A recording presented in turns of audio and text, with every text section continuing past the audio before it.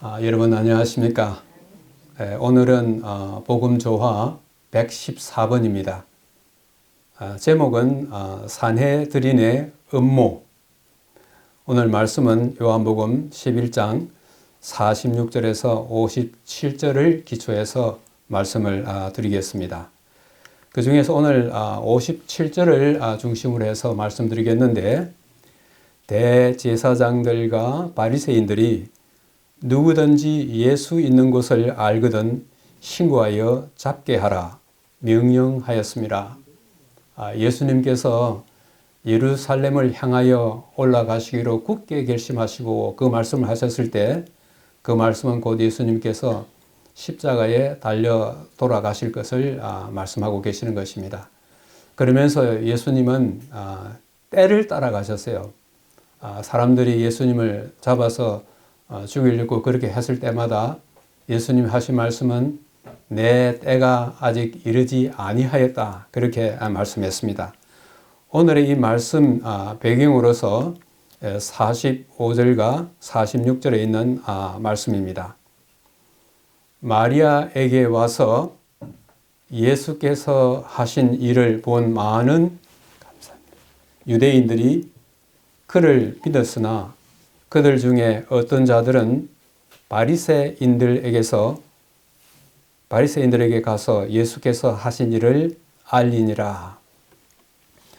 오늘 예수님의 죽음을 재촉하게 된 가장 큰 사건은 무엇이냐면은, 우리가 지난 시간에 공부한 것처럼 죽은 지 나흘이 되어 냄새가 나고 시신임이 부패하기 시작한 나사로를 살리신 그 사건이었습니다.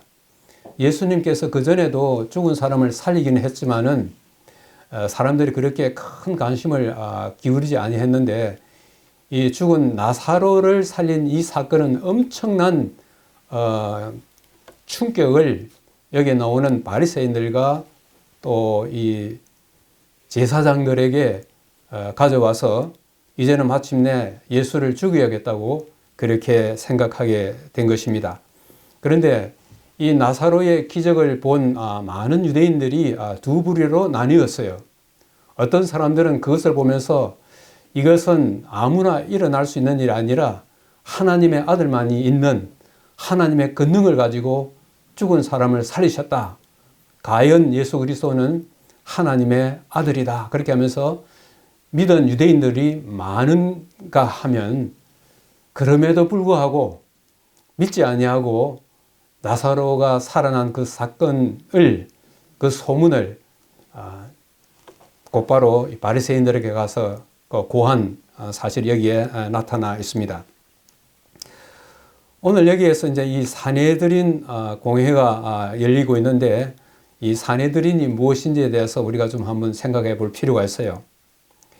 이에 대제사장들과 바리새인들이 공회를 모으고 이르되, 이 사람이 많은 표적을 행하니 우리가 어떻게 하겠느냐? 만일 그를 이대로 두면 모든 사람이 그를 믿을 것이요, 그리고 로마인들이 와서 우리 땅과 민족을 빼앗아 가리라. 이 죽은 나사로의 이 사건들 때문에 이 공회를 모았습니다. 여기에 공회라 하는 이 말이 산헤드린이에요. 이 산헤드린이라 하는 이 뜻은 뭐냐면은 함께 앉다 하는 뜻입니다. 함께 앉는다고 하는 것은 뭐 하기 위한 것입니까? 회의하는 것입니다. 그렇죠?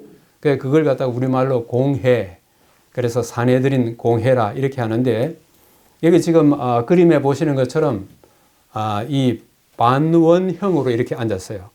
반원형으로 앉아가지고 의장이 한 가운데, 저기 뒤에 보시는 것처럼 가운데 있는데,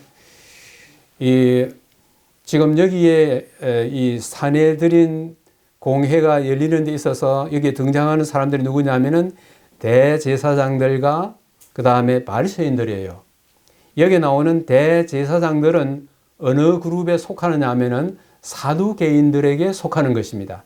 그래서 예수님과 항상 논쟁이 벌어질 때에 거기에 등장하는 두 그룹이 바리새인들과 사두개인들이에요. 그런데 이 사두개인들에게 속한 사람들이 누구냐면 이 제사장들입니다. 그래서 사내들인 회원을 구성하고 있는 두 부류가 있는데, 사두개인들, 다시 말하면 제사장들 그룹인 사두개인들과 바리새인들, 이 두 그룹으로 사내들인이 이루어져 있었습니다. 자, 여기에 이제 보시면은 이 사내들인에는 예수님 당시에 대사내들인이 있고 소사내들인이 있었어요. 대사내들인은 예루살렘에 그 본부를 두고 있으면서 71명이 그 회원이었어요. 70명으로 지금 되어 있는데 그 중에 의장이 한 명 거기에 플러스 해가지고 71명인데 대제사장이 이 사내들인의 의장을 맡아 있었습니다. 그 다음에 소사내들인은 이 예루살렘 말고 이 유대 나라의 각 지방 도시들에 있는 그곳에 있는 그 사내들인을 소사내들인이라 그랬는데 23명으로 구성되고 있었어요. 그래서 대사내들인은 71명, 지방에 있는 사내들인은 23명으로 그렇게 구성되고 있었습니다. 이들은 정치적인 것, 종교적인 것, 사법적인 것, 이런 것들에 다 관여하는 아주 막강한 권력을 가지고 있었습니다. 그리고 이 사내들인 회의가 늘 매일매일 이렇게 열렸는데 안식일에는 열리지 않았어요. 그리고 뭐 유월절이거나 무슨 초막절이거나 이런 이스라엘의 절기들이 끼어 있을 때는 또 사내들인 회의를 갖다가 하지 않은 것입니다. 그런데 여기에서 특별히 제가 사내들인에 관한 것을 이렇게 여러 책을 보면서 이렇게 한번 살펴보니까 이 사내들인 회의가 여러 가지 유대 민족에게 관련된 많은 중요한 일들을 갖다가 이 결정하고 해결하는 권한을 가지고 있는데, 그들에게는 무슨 권한이 없느냐 하면은 사형을 시킬 수 있는 권한은 없었던 것입니다. 그래서 예수님을 죽일 때 자기들은 할 수 없기 때문에 누구를 찾아갔어요? 빌라도를 찾아갔죠. 로마 총독 빌라도에게 찾아가서 예수를 사형시킬 수 있도록 도와달라고 그렇게 했습니다. 근데 역사적으로 보면은 이 AD 30년, 예수님이 침례받으신 때가 AD 27년이고 예수님이 십자가에 돌아가신 해가 AD 31년이에요. 그 1년 전에 이 유대 그 사내들인이 그 이전에는 갖고 있었던 이 사형을 시킬 수 있는 권한도 있었는데, 로마가 유대 나라를 갖다 지배하면서 AD 30년 이 사형을 시킬 수 있는 권한을 갖다가 몰수해 버렸어요. 그러니까는 사내들인이 AD 30년 그 이후부터는 자기들 임의로 사람을 죽일 수 있는 이 사형 권한이 로마 이 정부가 그걸 갖다 빼앗아 버렸습니다. 그리고 여기 있는 것처럼 약 425년 그 중간에 뭐가 있었냐면은 AD 70년에 로마가 와가지고 예루살렘을 포위해가지고 마침내 예루살렘과 유대 나라가 로마에 완전히 멸망을 당했습니다. 멸망당하는 그 해에 사내들인 자체도 파멸되고 말았어요. 그러다가 이제는 예루살렘을 떠나가지고 지방으로 흩어져가지고 그 존속하고 있다가 425년에 완전히 사내들인이라고 하는 이 자체가 이 역사에서 완전히 사라지게 되었습니다. 자, 이 사내들인을 구성하고 있는 이 바리새인들과 이 사두개인들, 그들이 어떤 신앙을 갖고 있었는가 한번 살펴볼 필요가 있어요. 여기 사도 바울이 그 하나 예가 나오는데, 사도 바울은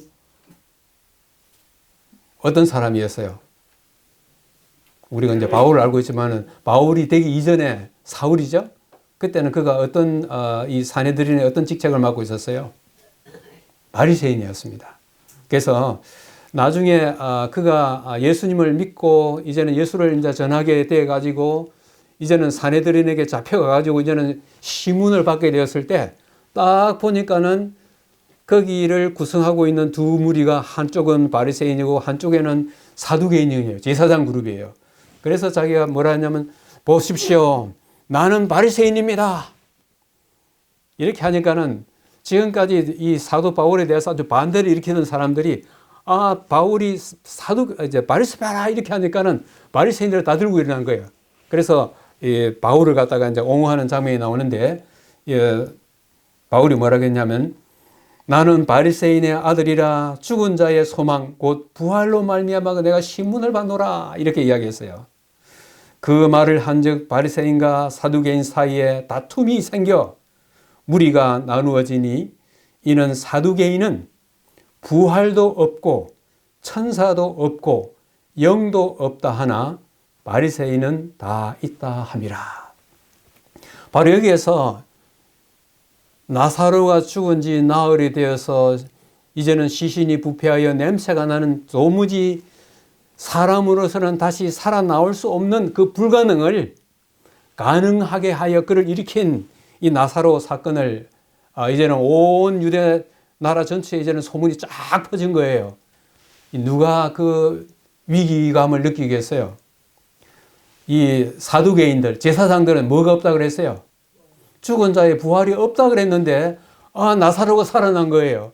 그러니까 자기들이 지금까지 백성들에게 가르쳤던 모든 그 근의가 실추되고 자기들이 이제 그 기득권을 이제 잃어버릴 위험한 처지에 놓이게 된 것입니다. 그래서 이 특히 사두개인들에게 있어서는 이 예수를 그대로 두면 안 되겠다. 심지어는 누구까지? 예수님이 살리신 그 나사로까지 죽어야만이 자기들이 기존에 가지고 있던 그 권한을, 그들의 특권을 계속 누릴 수 있겠다 싶어서 어찌됐든 간에 이 예수님을 죽이려고 그렇게 한 것입니다. 여기에 사두개인들이 여기 있습니다. 사두개인들은 죽은 자의 부활을 믿지 않았습니다. 사두개인들은 죽은 자의 몸에 생명을 넣는 일은 불가능한 것이라는 이론을 갖다가 내세웠습니다.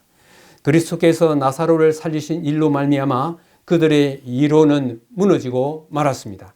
나사로의 부활 후에 그들은 예수의 죽음만이 그들에 대한 대담무쌍한 그의 고발을 중지시킬 수 있으리라는 결론을 내리고, 그래서 평소에는 바리새인들하고 사두개인들하고 같은 사내들인 회원이지만은 그들이 서로 마음이 안 맞았어요. 늘 그들 사이에는 반대가 있었습니다.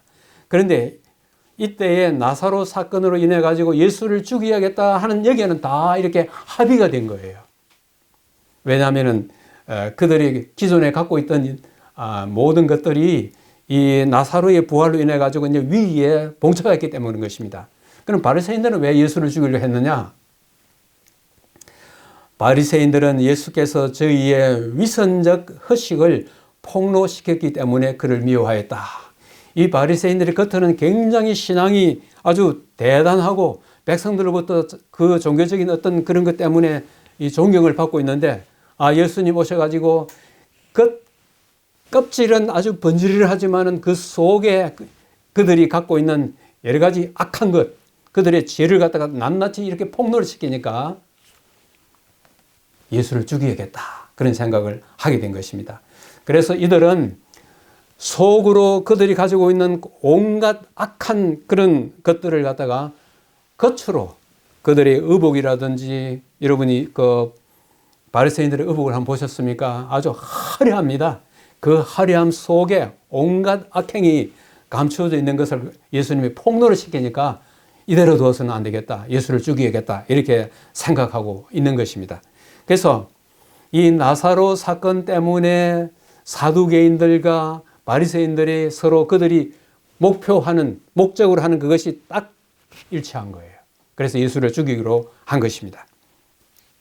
그런데 그렇게 예수를 죽이기로 했는데 딱 나서지 못한 이유가 있었어요. 여기 보면은 사내들인 회의에서는 모든 것이 100% 동의를 해야만이 어떤 것을 갖다가 이룰 수 있는데 몇 사람이 반대를 하면 안 되는 것입니다. 그래서 여기에 보면은, 여기에 말씀 보면은 공회에 분열이 생겼다. 다 예수를 죽이기로 했는데 그 중에 몇 사람이 일어나가지고 반대를 하는 거예요.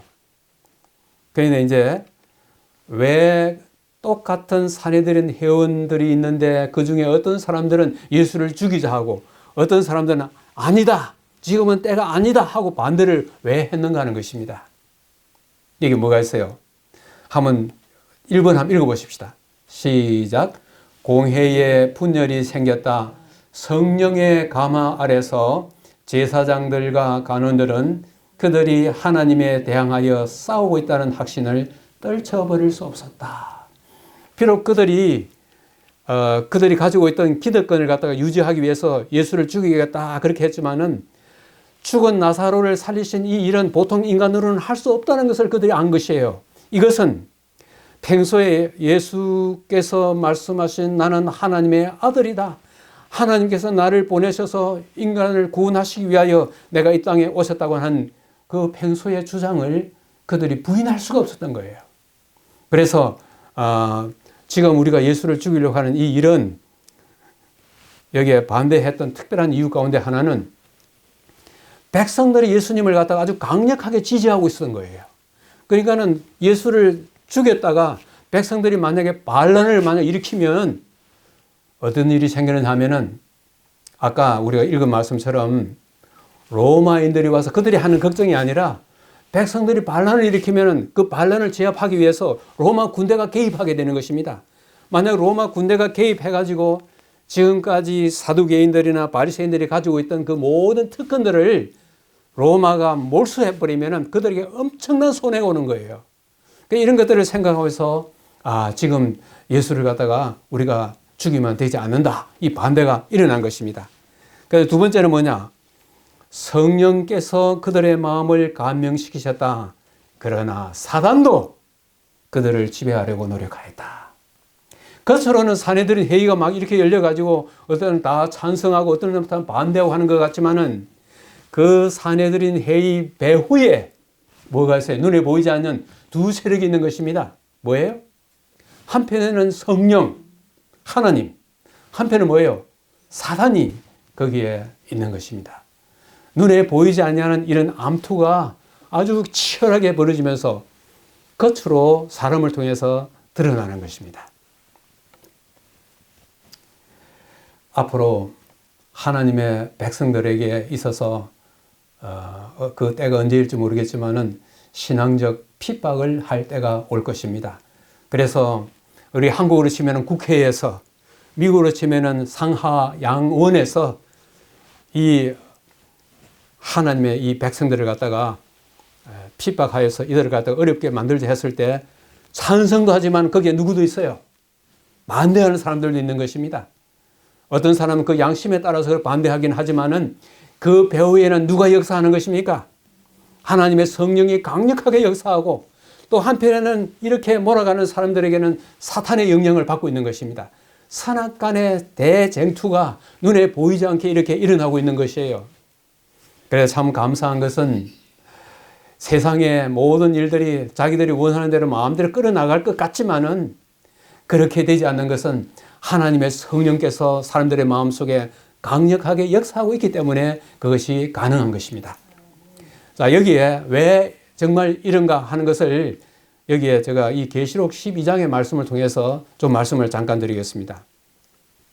이 선악의 대쟁투 계시록 12장에 하늘에 전쟁이 있으니 미가엘과 그의 천사들이 용과 더불어 싸울새 용과 그의 천사들도 싸우나 이기지 못하여 다시 하늘에서 그들이 있을 곳을 얻지 못한지라. 큰 용이 내쫓기니 옛 뱀 곧 마귀라고도 하고 사탄이라고도 하며 온 천하를 깨는 자라. 그가 땅으로 내쫓기니 그의 천사들도 그와 함께 내쫓기라. 하늘에 전쟁이 있었습니다. 무엇과 무엇 사이의 전쟁이에요? 지금 여기에 여러분 이 그림에 보시는 것처럼 뭐예요? 천사들의 전쟁인 것입니다. 한쪽 천사들은 그 미가엘은 누가 하나님과 같으냐 이름의 뜻이 그렇습니다. 바로 미가엘은 예수 그리스도를 대표하는 이름인 것입니다. 그 다음에 밑에 여기는 뭐예요? 사탄이에요. 사탄을 갖다가 여기에 뭐라 그랬어요? 용이라 그랬습니다. 우리 한국이나 동남아시아 세계 곳곳에 가면은 다 뭐가 있어요? 다 용이 있어요. 용 꿈꾸면 뭐가 돼요? 복권 당첨될 수가 있는 것입니다.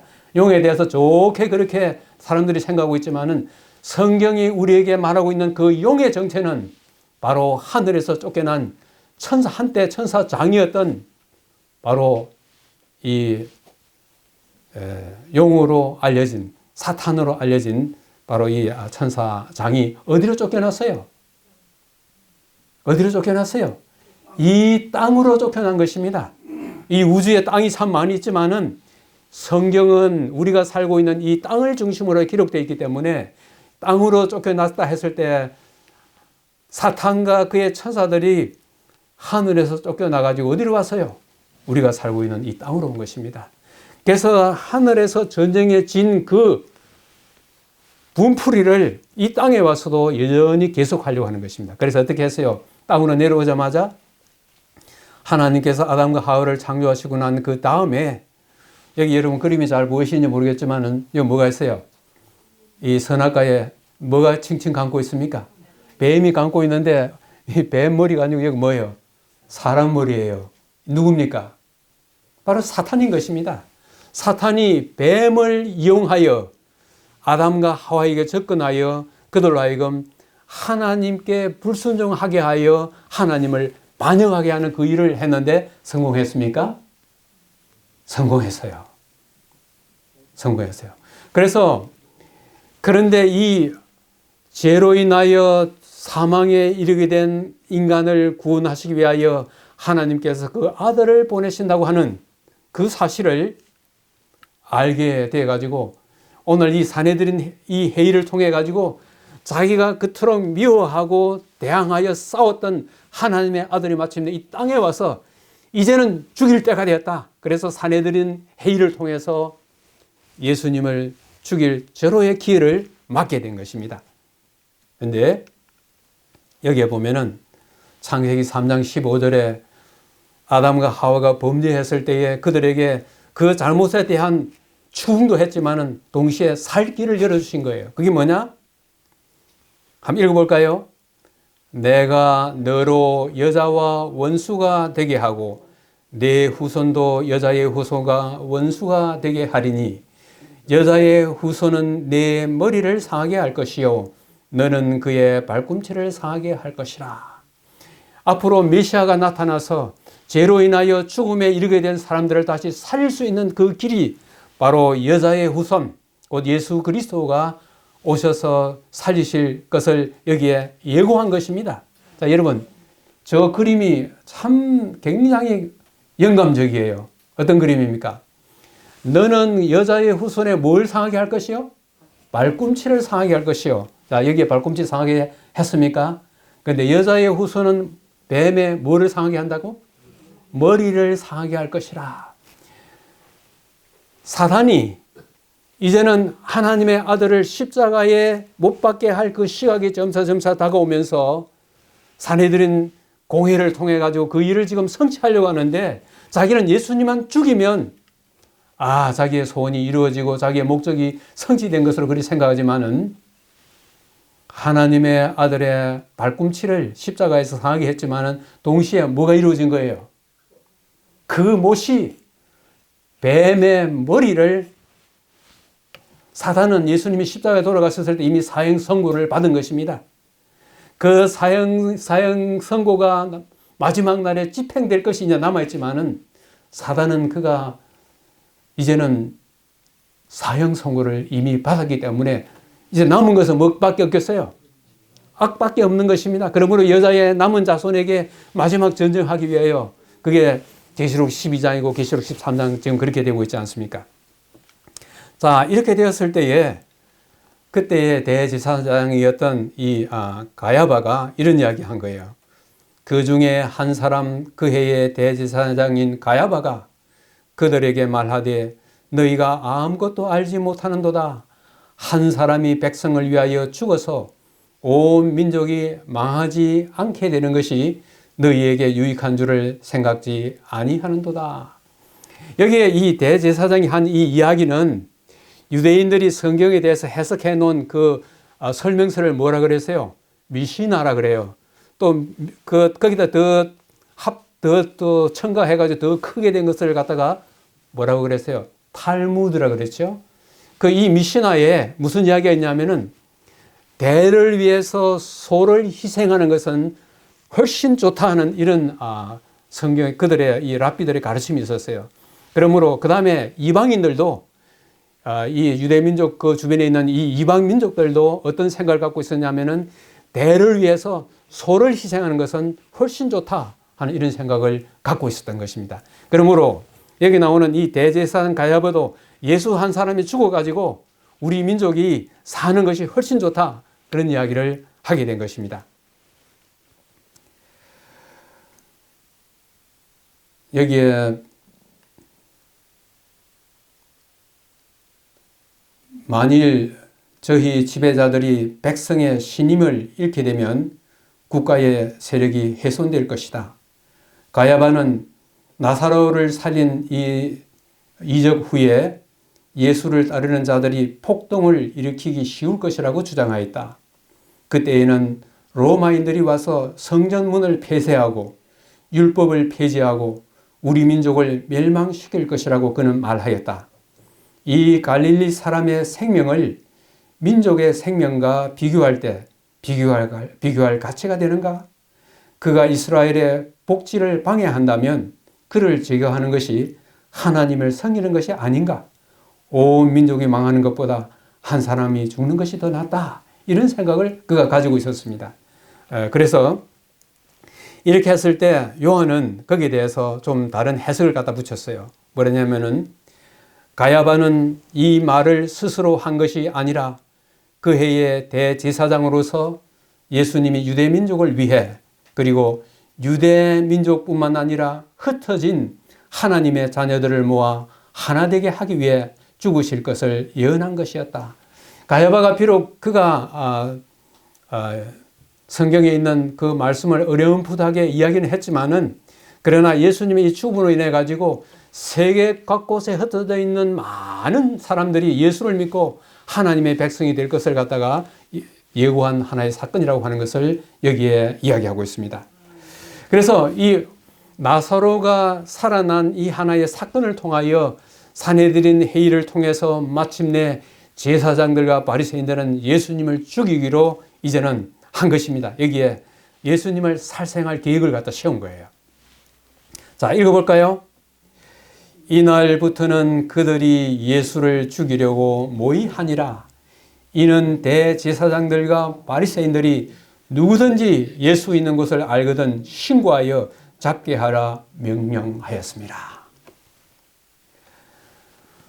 예수님께서 이제는 십자가에 달려 돌아가실 날이 점차 가까이 오고 있는 것입니다.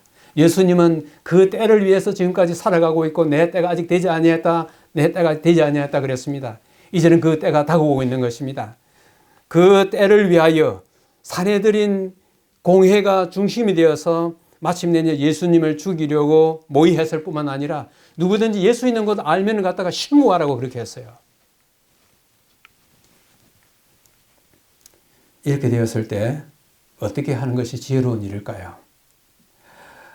예수 믿는 사람들은 오늘 다 잡아 가둔다 그러면 예수 믿는 사람들은 다 잡아서 사형을 시킨다고 그런데 만약 그런 국가의 법령이 만약 우리에게 내린다 그러면 우리 어떻게 하면 좋겠어요? 나는 예수님을 믿는 사람이기 때문에 나는 순교를 각오하고 나는 죽음까지 나아가겠다. 그렇게 할 수도 있겠죠? 그런데 오늘 예수님은 자기를 죽이려고 하는 이 산헤드린 회의의 이런 결과를 갖다가 보면서 예수님은 어떻게 행동하셨는가 하는 것입니다. 어떻게 했어요? 자, 여기에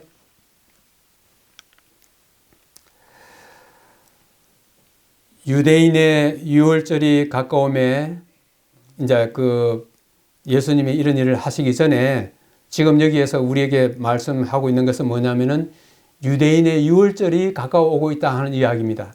우리 예수님의 3년 반 생애 가운데서 유월절이 4번 나와요. 4번. 4번 나오는데 지금 여기에서 이야기하고 있는 유대인의 유월절이 가까움에 하는 이것은 마지막 유월절입니다. 이 마지막 유월절에 예수님께서 십자가에 돌아가셨어요. 그래서 요한복음 지금 11장인데 요한복음 12장에 우리가 가면은 유월절 엿새 전에 하는 말이 나와요. 그러면 지금은 예수님이 십자가에 돌아가실 그 시간이 참으로 가까이 지금 다가오고 있는 것입니다. 그때에 유대인의 유월절이 가까움에 많은 사람이 자기를 성결하게 하기 위하여 유월절 전에 시골에서 예루살렘으로 올라갔더니 그들이 예수를 찾으며 성전에 서서 말하되 너희 생각에는 어떠하냐? 그가 명절에 오지 아니하겠느냐? 했어요. 유대인들은 여기에 있는 이 그림에 보시는 것처럼 역사적 유월절 그들이 애굽에서 종살이 하다가 이제는 해방되어 나올 그때에 하나님께서 그들에게 뭐를 했어요? 유월절 양을 잡아가지고 그 문설주에다 피를 바르고 마지막 날 천사가, 멸망의 천사가 모든 집을 갖다가 통과할 때에 너희들 어디로 들어가라 그랬어요? 이 집 안에 들어갔어요. 문설주에 피가 발린 이 집 안에 들어가라 그랬어요. 이것은 굉장히 중요한 의미가 포함되어 있는 것입니다. 내 자신이 완전하기 때문에 이 멸망으로부터 구원받은 것이 아니라 내가 어디에 들어가 있었기 때문에, 양의 피가 발린 이 집 안에 내가 들어가 있었기 때문에 내가 안전했고 내가 구원을 받을 수 있었던 것입니다. 마찬가지로 우리가 구원을 받는 것은 내 자신의 모습이 완전하고 내 자신이 어떠하기 때문에 구원받는 것이 아니라 내가 예수 그리스도의, 하나님의 어린 양 되시는 예수 그리스도의 뭐 때문에? 피 때문에 구원을 받는 것입니다. 여기에 이 역대하 30장, 그 다음에 민수기 9장에 가면은 유월절 예식에 참여하기 전에 성결하게 해야 하는 그런 이야기가 거기에 나와 있어요. 그렇기 때문에 그 하나의 역사가 계속적으로 이어져 와가지고 예수님 당시에도 유대인의 유월절이 가까움에 많은 사람이 자기를 성결하게 하기 위하여 예루살렘에 모였다고 하는 것입니다. 그때에 그들이 예수를 찾으며, 여기에 이 찾으며 하는 이 이야기가 우리는 그만 찾으며 하는 것으로 되어 있지만 원래 성경 원문에는 뭐냐면은 한 번 찾는 것이 아니라 계속적으로 사방을 두리번거리며 찾는 것입니다. 이 유월절에 예수님이 그 제자들과 함께 이 자리에 오지 않을까 하면서 그 다음에 뭐냐면은 성전에 서서 말하되, 이것도 한 번만 말하는 것이 아니라 계속적으로 이야기하는 것입니다. 예수님을 계속적으로 찾으면서 예수님이 오실까? 이것은 이 유월절에, 이번 유월절에 모든 사람들의 관심사가 어디에 있는 거예요? 바로 죽은 나사로를 살리신 그 예수님에게, 그 예수님 오시지 않을까? 그때 했을 때 뭐라고 했습니까? 그가 명절에 오지 아니하겠느냐? 아니하겠느냐? 이 질문이요, 이 원문 속에는 절대로 오지 않는다는 그런 의미가 있어요. 절대로 오지 않는다. 유대인들이 벌써 사내들인 공회에서 누구든지 예수를 갖다가 만나면 그 있는 곳을 갖다가 신고하라고 했기 때문에 아마 절대로 예루살렘에 오지 않을 것이라고 하는 그런 생각을 갖고 있었어요. 이러한 때에 예수님은 어떤 자세를 취했을까요? 나는 죽으면 죽었지 예루살렘에 올라간다. 지난번 시간에 말씀드린 것처럼 우리가 예루살렘에 올라가자 예수님 거기에 유대인들이 돌로 방금 예수님을 치려고 했는데 또 올라가려 하십니까? 했을 때 도마가 뭐라 그랬어요? 우리도 주와 함께 죽으러 가자. 도마가 그렇게 이야기했어요. 이때 예수님은 그래, 우리 함께 가서 죽으러 가자 그랬을까요? 예수님께서 이렇게 하셨어요. 읽어보십시다. 자, 시작. 잠깐만요. 여기에 읽으십시다. 시작. 그러므로 예수께서 다시 유대 가운데 드러나게 다니지 아니하시고 거기를 떠나 빈들 가까운 곳인 에브라임이라는 동네에 가서 제자들과 함께 거기 머무르시느니라. 예수님은 어떤 창이 오니까는 정면으로 방패를 들고 이렇게 맞부딪히지 않았어요. 오니까 어떻게 했어요? 피했어요. 손자병법에 손자병법이 아주 유명하지 않습니까? 제일 마지막 병법인 36개 뭐예요? 제일 마지막 배 도망가는 것입니다. 그 병법 가운데, 사는 방법 가운데 하나가 도망가는 거예요. 여기에 오늘 이 54절에 예수님께서 어떤 면에서는 도망가는 것보다 피해 가는데 어디로 가냐면 이게 빈들이라 되어 있는데 원래 원문에는 사막입니다. 실제로 유대 그 계곡에 가면은 그 주변에 전부 다 사막이에요. 그래서 이 사람들이 그렇게 많이 살지 않는 이 사막 지역으로 가가지고 그 사막 가까운 데 있는 어느 곳이라 그랬어요? 에브라임. 여기 여러분 저기 그 청색으로 된 화살표 있죠? 예루살렘에서 저 북쪽으로 한 한 2, 30리 좀 떨어진 곳에 에브라임이라는 한 동네가 있어요. 그리로 가서 피신을 했습니다. 피신을 했는데 우리도 어떤 이런 일들을 갖다가 우리가 맞이하게 되면 우리도 어떻게 해야 될까요? 도마처럼 죽으러 가자 그렇게 해야 될까요? 아니면은 피하는 것도 비겁할까요? 아니요. 여기에 우리 시대의 소망이 있는 말씀입니다. 같이 한번 읽어보십시다. 이 동네에서 너희를 박해하거든 저 동네로 피하라. 영혼을 구원하기 위하여 일터가 넓으므로 예수께 대한 충성이 그 생명을 요구하지 않는 한 주의 종들은 저희 생명을 위태롭게 하지 않아야 한다 하였다.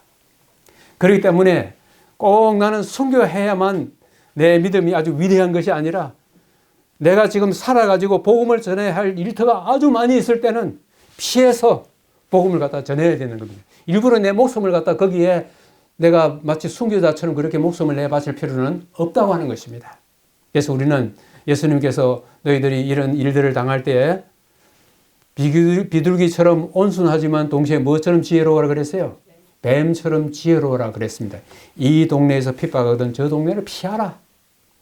그래서 피하는 것이 꼭 비겁한 것은 아닌 것입니다. 피해서 내 생명을 유지해서 주님의 복음을 더 넓은 데 전파하고 만약 하나님께서 내가 주를 위하여 죽는 것이 하나님께서 만약 꼭 원하시는 것이면 그때는 아마 순교를 당할 수 있겠죠. 그러나 그렇지 아니하고서는 우리의 생명을 쭉 여러 가지 방법으로 유지하면서 주의 복음을 아직도 복음이 전파되지 아니한 곳에 복음을 전할 그런 필요가 있는 것입니다. 오늘의 이 말씀을 생각하면서 교훈 한 두 가지를 한번 생각해 보도록 하겠습니다. 첫째, 나에게 사내들인 의무와 같은 것이 닥친다면 어떻게 행동해야 할까?